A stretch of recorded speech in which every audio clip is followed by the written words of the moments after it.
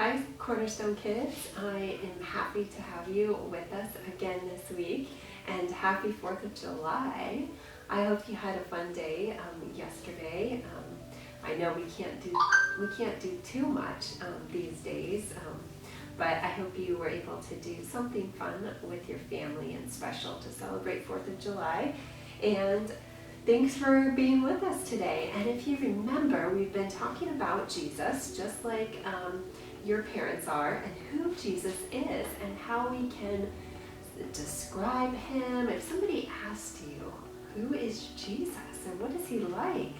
And I told you last week that we were going to be talking about 7 things that Jesus said he was. He said, I am this, I am this, I'm this. He said 7 things he was, okay? And last week, we started it with a lesson from the Old Testament where Jesus isn't in the Old Testament yet. He is talked about and predicted, but he's not actually walking around yet in the Old Testament. But there was this story, and if you remember, maybe you made it last week, the burning bush craft, okay? I'll take it down so you can see it better. If you were with us last week, you made this bush that caught on fire but did not burn up. And God did this for Moses in the Old Testament to prove that he can do miracles, that he is sort of amazing. And because he caught this bush on fire and it never burned up, it was just like a fire and there was still this bush there. And so God told Moses that Moses could call him I am. So he said, when the people ask you about who did this, tell them I am did it. Moses was like, that is strange. I am. And so now, coming in the New Testament, lots and lots and lots of years later, Jesus used those same words. And so the people, when they heard those, they were like, whoa, we know God used those words. This Jesus, he must be God. Because Jesus said, I am. And he used it 7 times.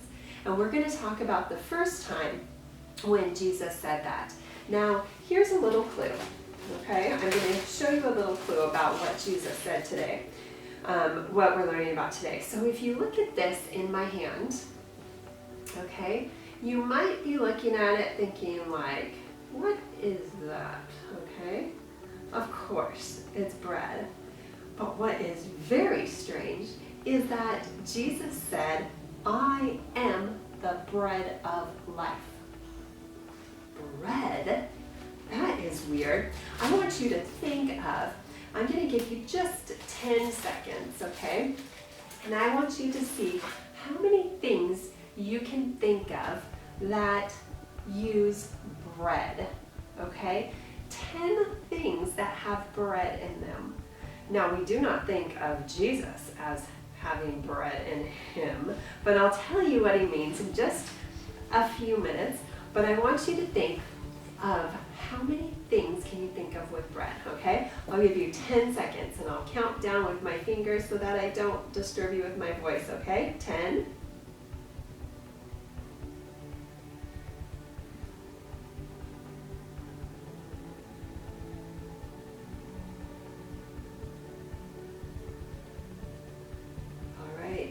10 seconds. Now, see if you thought of the same things that I thought of. Did anyone think of a sandwich? Does a sandwich use bread? Yes. How about, did any of you think of toast? Does anyone just make toast with just some butter on it or some jelly or something like that? Toast? Did anyone think of donuts? They're kind of like bread, aren't they? They're made out of bread, kind of the same stuff with a lot of sugar added, but they're made out of bread, right? Did anyone think of pizza? Pizza has bread and it is delicious.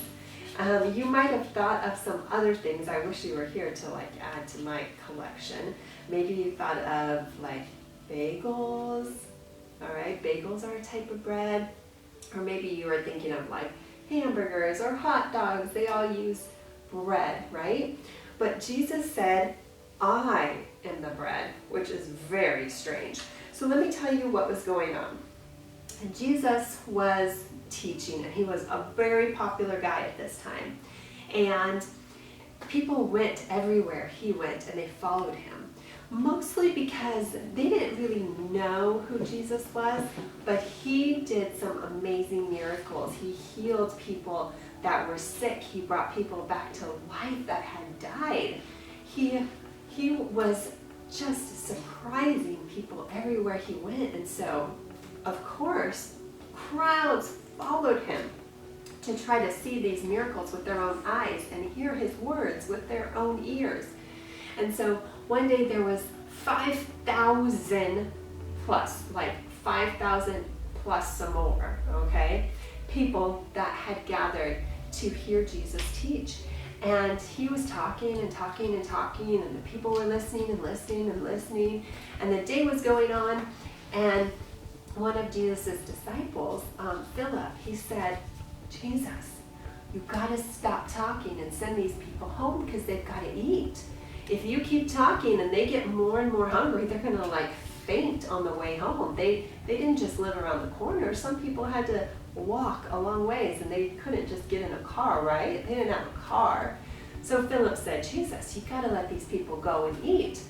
And Jesus said, we'll feed them. And they were like, there is no way we can feed all these people. Do you know how much that would cost Jesus? And we have no food to give them. And one of Jesus' other disciples, Andrew, came, and he was like, hey, Jesus, I found this boy. He has 5 loaves of bread and 2 fish, which was kind of enough for a boy, just a boy.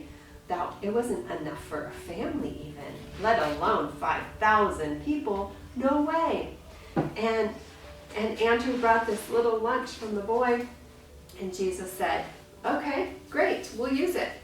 Jesus prayed over it and fed all 5,000 people with some leftovers. Can you believe it? That's why the people kept following him, because he did really like surprising things like that. He prayed over this little boy's lunch, and all of a sudden there was enough to feed all of the people. And so after that, Jesus left the area, and the people, what do you think they did? They followed him because they wanted to see what he was going to do next and see it and hear it with their own eyes. And so they left, and here's what Jesus said. Now I'm going to read something. It's from John, the book of John. Okay, it's in the New Testament, sort of at the beginning of the New Testament, but towards the end of our Bible. And it's the big 6. So you'll go to John chapter 6, and then go to the little 26, okay, the verse. That's verse 26. So we're at John chapter 6, verse 26. And Jesus answered, what I'm about to tell you is true. You're not looking for me because you saw miraculous signs. You are looking for me because you ate the loaves until you were full. Do not work for food that spoils. Work for food that lasts forever.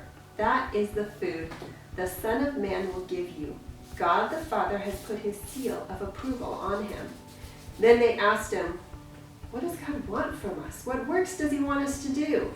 Jesus answered, God's work is to believe in the one he has sent. And so Jesus was saying, you're just following me because you want more food.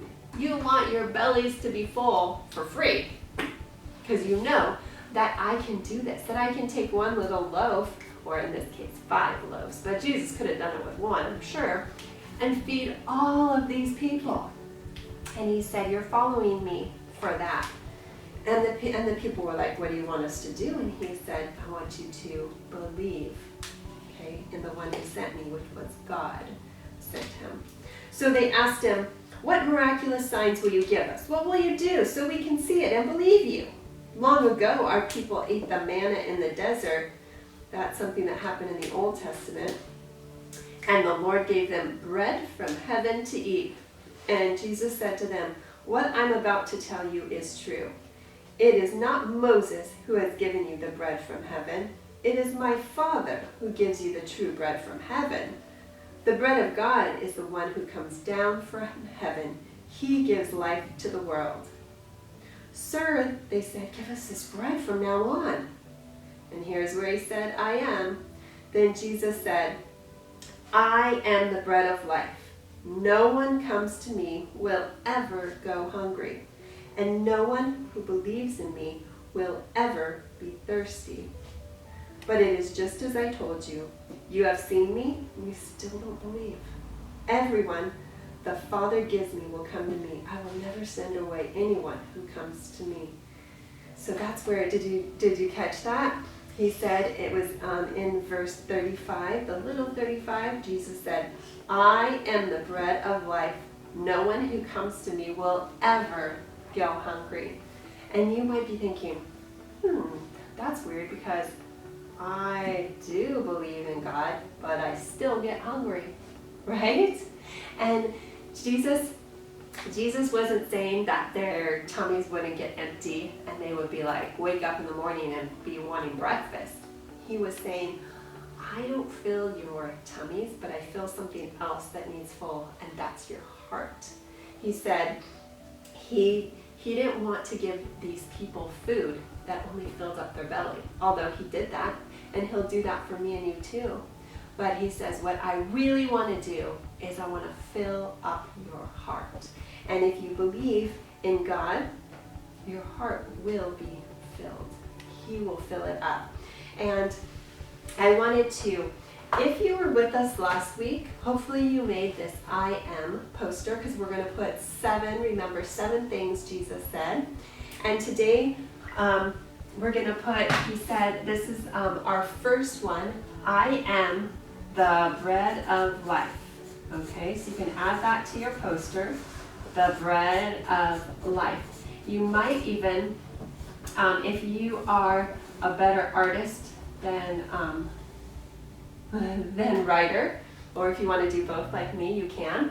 I drew a little slice of bread and also wrote I am, and then the bread of life. Okay, so add that to your poster. We're going to add all 7 things to our poster, so when we finish, we can see everything that Jesus said about himself. And the important thing to remember today is all he wants from me and you is to believe in him.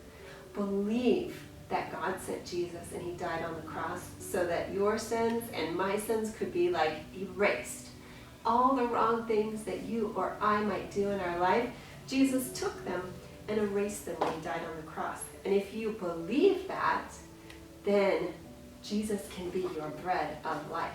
He can be the thing that fills up your heart so that your heart's never hungry for other things. He can fill it up. And I'm going to pray right now that your heart and my heart would just be filled with the bread of life. Okay, so fold your hands so they're not playing with anything. Close your eyes so no one distracts you. Lord God, I am so thankful for these kids that took time out of their day, time when they could have been playing with toys or playing a video game or watching shows or playing outside, and they stopped and they gave you time today by watching this lesson. And Lord God, I am just so grateful for them and for the work that you're doing in their heart. And I pray that you would just fill them with the bread of life. Fill their heart so that it doesn't long for all the other things that would try to copy you. I thank you that you satisfy us just like food satisfies our stomach. You satisfy our hearts. And I pray that you would do that for these kids. And I pray that you would just provide health and safety for our families and ourselves. We love you, Jesus, and we thank you that you love us no matter what. Amen. Now, Natalie and I are going to share with you today's craft, and it's a fun one. Here's the things that you're going to need. the first thing you're going to need is paper, and if you have black, that's great. It looks a little cooler on black paper, but you can also do it really on any color. This is kind of like a 4th of July celebration craft. So once you get black paper, the other thing you need is salt. Okay, this is going to use salt. And then you need two colors of water. So you just take plain water, and you can see that I just filled each cup a little bit. You can even do much less than this, like just a little bit of water and a few drops of food coloring. I used red and blue because it's a 4th of July craft, and so, but you can really use any color, okay, your choice. So you got your black paper, you got your salt, you got your 2 colored waters. Now you also need something to sort of suck up the water. Now we have these are really perfect because we're at church. We had some of these, I don't know what to call them, droppers, good. But you can also use a straw, you can also use a paintbrush, okay? Any of those will work. So the last thing you're going to need is glue. So your first step is to take your black paper and you're going to draw a firework on the paper. Okay, we're going to do it up here. We're just going to do one. So they can see it better. Okay, so you're going to take your glue and you're going to draw, Nellie's going to draw one big firework. So we kind of just drew a dot in the middle with lines going off of it. Okay, so we drew one big firework. You can even draw some little ones around it, or you can draw 3 or 4 or 5 little ones. The next thing you're going to do is, there's Natalie's sample. We'll show you it closer up in just a minute. Hold on. You're going to take next, it sort of works like glitter. So you're going to sprinkle the salt so that it covers all of your glue. And you'll definitely notice that you have like some extra. You don't have to make the salt like perfect on the thing only. You just have to make it on the glue. You can have it like all over the paper. You just have to sprinkle it off after before you get the colors. Okay, good. So we are going to sprinkle off the extra. This is kind of like if you've worked with glitter before, you kind of do it. So then you'll see that you have the glue and the salt. And you're going to take the color and you're just going to put drops of it on. If you want to make this whole one red, that's fine. If you want to do a mixture of red and blue, that's good too. Okay, Nellie's going to do some, and I'll show you while she's finishing that. You can see this one is, oh, is it dropping? This one is finished but still wet, obviously. Here's one. Natalie did a bunch of different shaped fireworks, so you can see because all of them are different. Yeah, just like we're all different. And I'll show you, she's working on this one and you can see what she has so far, okay? And you can work on it and we will see you again next week. So thanks for being with us. We'll see you next week. Have a great week.